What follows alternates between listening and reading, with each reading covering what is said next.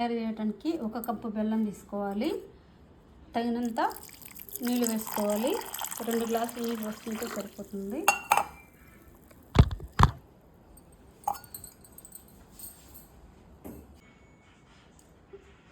ఇప్పుడు ఒక 2 గ్లాసులు నీళ్ళు వేసాను. ఈ బెల్లం బాగా కరిగించుకోవాలి.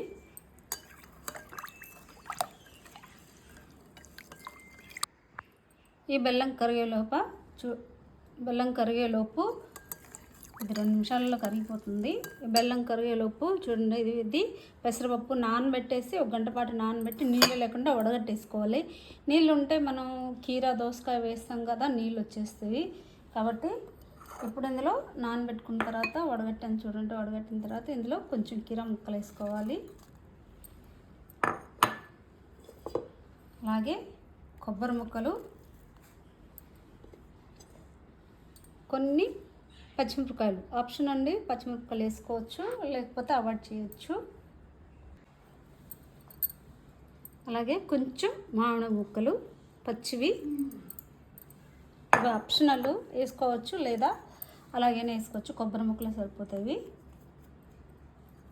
ఇప్పుడు ఇవి మిక్స్ చేసుకోవాలి. ఇందులో బెల్లం వేసుకుంటారు లేదా ఉప్పు అయినా వేసుకోవచ్చు. మా సైడ్ అయితే ఇట్లనే చేసుకుంటాం మేము. కొంతమంది సలివిడి కూడా చేసుకుంటారు, కానీ మాకైతే సలివిడి చేసేది లేదండి. మా అమ్మ కానీ ఇంకా మా తాతయ్య వాళ్ళు కానీ ఎప్పుడు సలివిడి చేయలేదు. ఈ మాత్రం చేస్తారు. ఈ కంపల్సరీ చేస్తారు. వడపప్పు అలాగే పానకం. పానకం కరిగిపోయింది కదా,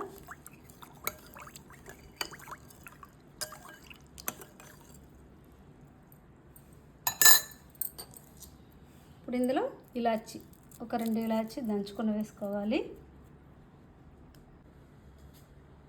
అలాగే కొంచెం మిరియాల పొడి,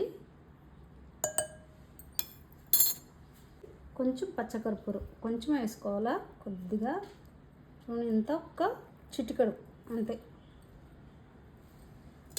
మళ్ళీ ఎక్కువైతే చేదవుతుంది. కలుపుకోవాలి బాగా.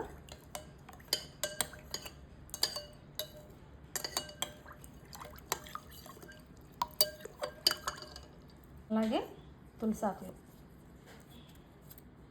ఈ పానకం కానీ పూజ చేసిన తర్వాత ఫ్రిడ్జ్లో పెట్టుకుని చల్లగా తాగితే చాలా మంచిది, ఒంటికి కూడా చలవ చేస్తుంది.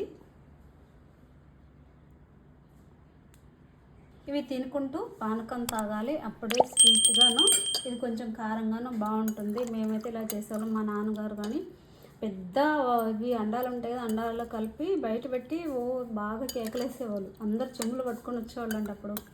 ఇవి తినాలి, ఇవి తాగాలి. ఇప్పుడైతే అందరూ కొంచెం కొంచెం వేసుకుంటారు.